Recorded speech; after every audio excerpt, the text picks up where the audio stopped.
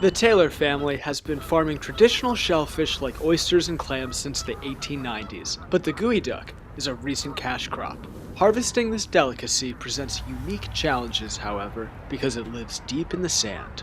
The geoduck protects itself mostly by just hiding about 3 feet underground, and it'll extend its siphon to the surface to feed, but then if it is threatened at all, and all it takes is a little bit of vibration around it for it to know that something's there, it'll pull its neck under the ground and start digging, and it can dig a lot faster than you or I can. No one has invented a beach-based equivalent to a combine, so this $100 million crop must be individually picked by workers who liquefy the beachfront with fire hoses. They will go out with the low pressure, high volume water hose, and they'll go across the beach and they'll be in like chest waders because they'll be liquefying the sand around each geoduck. Then they'll be reaching into the sand and pulling the geoduck out. Working the tidal cycle is one of the largest challenges. So the maximum you'll get maybe 5 hours to view your crop, and then the tide comes back over. Just because the farm is underwater doesn't mean the harvest stops. The geoducks are too valuable to leave in the sand. We're dive harvesting almost every day, at least 4 or 5 days a week. It allows us to harvest on days when the tide doesn't go off of our farm. It also allows our harvesters to harvest for longer periods because the farm is covered with water more time than it is uncovered.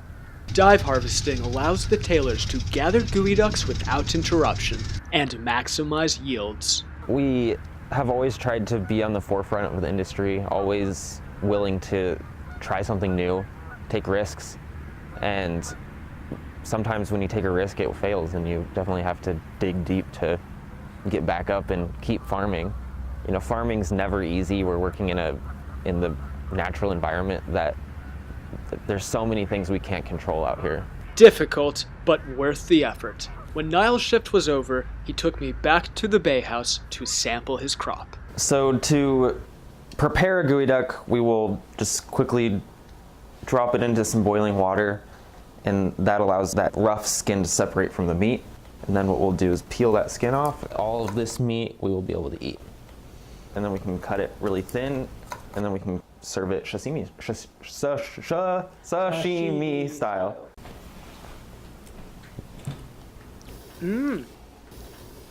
These incredible creatures are considered a delicacy in Asia, where some believers say eating them engenders romantic moments.